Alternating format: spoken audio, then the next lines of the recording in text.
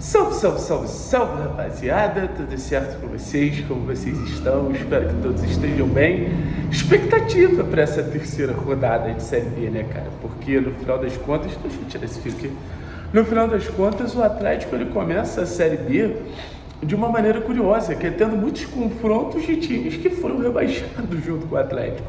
Então a gente já pega o Criciúma, aí agora a gente já tem um confronto contra o Cuiabá, que na teoria são confrontos que a gente imagina que tem um grau competitivo maior, são confrontos que a gente imagina que tem um nível maior, e agora a gente vai para esse confronto contra o Cuiabá, que é um confronto muito curioso, assim, porque o Cuiabá, para mim, é um time muito sem personalidade, é um campo meio que neutro, é um time que joga também de uma forma sem uma identidade muito clara, então o Atlético ele vai ter que ir decifrando o jogo ao longo dos 90 minutos, né? Porque, assim, o técnico Maurício Barbieri, ele acho que vem abordando de maneira muito certeira, vem abordando de maneira muito, legal, porque eu acho que é um ponto que precisa ser abordado mesmo, essa questão de entender o que é um jogo de Série B, essa questão de entender o que cada jogo vai representar para o Atlético. Então, assim, acho que cada jogo tem sua peculiaridade, mas imagino que mesmo jogando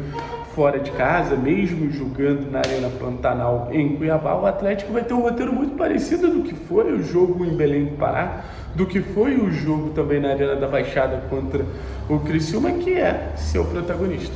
Acho que na história recente do Atlético talvez não tenha existido torneio nacional que o Atlético tenha tanta obrigação de ser protagonista ao longo de tanto tempo. A Série B ela traz uma responsabilidade que o Atlético não estava acostumado, mas é a responsabilidade que eu acho que pode ser muito legal para o clube. Eu acho que essas duas primeiras rodadas elas representaram algo muito interessante, que foi botar alguns jogadores na sua casinha ideal ali, seja titular, seja reserva, seja jogador importante ou jogador que a gente entende que não tem tanta relevância dentro dessa hierarquia do Clube Atlético Paranaense. Então a gente acaba sentindo que as coisas elas estão entrando no lugar aos poucos, mas se tem algo que eu acho que a gente não pode questionar, duvidar, enfim, como você quiser definir, o protagonismo de Bruno Zapelli e Kevin Velasco. E não que um tenha ido mal no jogo e o outro tenha ido bem no outro, não é isso. Por exemplo,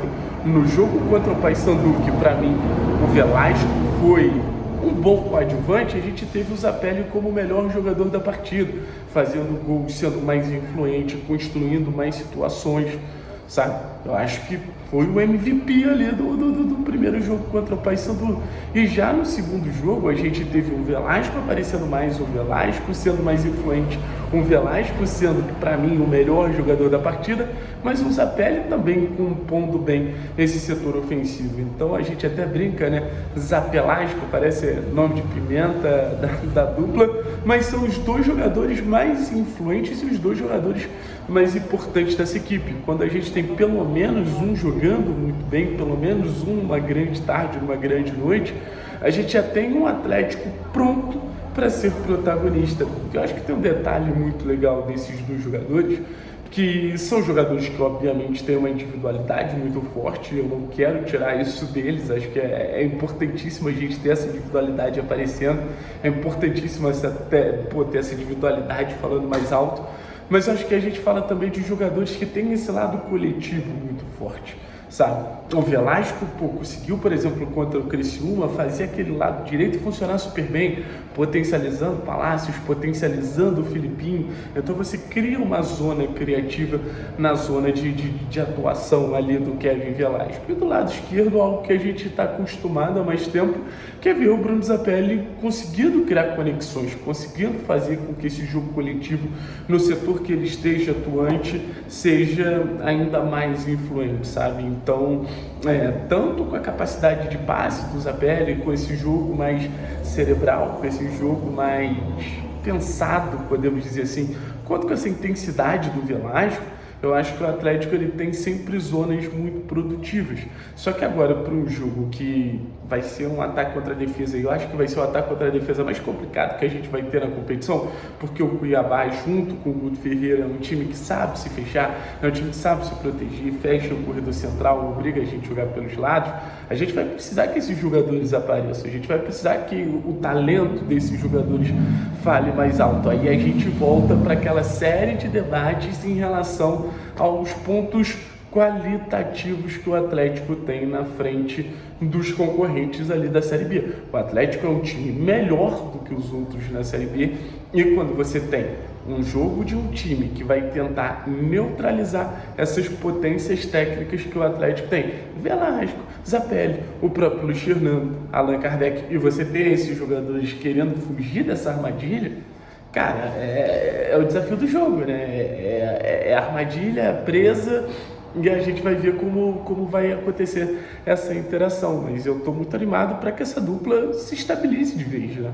É uma dupla que eu acho que tem uma característica muito legal, até nessa diferença que cada um tem ali, que cada um representa para o jogo do outro, né? Porque a gente falou como eles potencializam ao seu redor, mas eu tenho uma percepção muito grande que quando os dois se aproximam, quando os dois interagem, e existem momentos ao longo da partida que essa aproximação, mesmo jogando mais pelo lado direito e outro jogando pelo lado esquerdo, mas acontece essa aproximação 99% das vezes as coisas costumam funcionar melhor, 99% das vezes as coisas costumam funcionar ao natural. Então sinto que Zapelli e Velasco é meio que a chave para o Atlético subir, assim.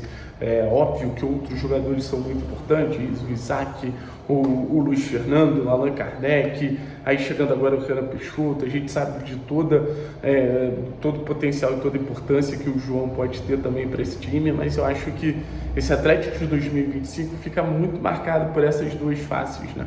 Então, assim, eu tô muito curioso para ver como essa somatória de características nesse processo criativo do Atlético, nesse processo de chegar ao gol adversário, de fazer esses blocos baixos da Série B se destrancarem, esse processo ele vai acontecer.